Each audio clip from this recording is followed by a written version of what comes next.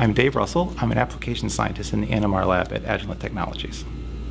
The small molecule chemists, particularly in industry and academia, have become far more sophisticated in the kinds of experiments they want to run, but they don't want to spend many years learning how to operate a spectrometer.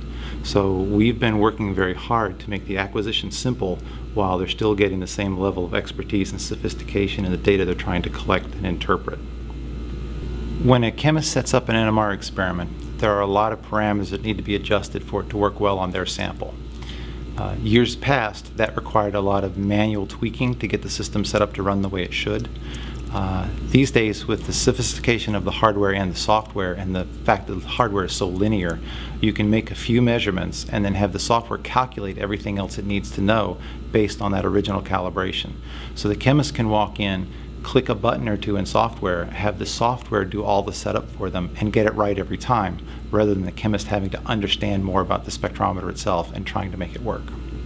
A lot of these simple experiments don't give you a whole lot of information about connectivity.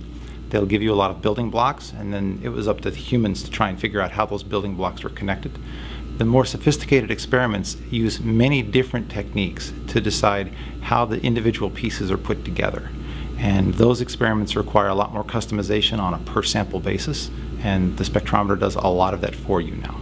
Be selective experiments where rather than collect a whole lot of information you don't need to try and find one piece you do, you might do a selective nosy, a 1D nosy, or a band selective 2D experiment, HSQC or HMBC. It cuts down on the experiment time, it cuts down on a lot of waste and inefficiency, and it focuses on the data you need rather than collecting a lot of stuff you don't need just to find the one little piece you wanted.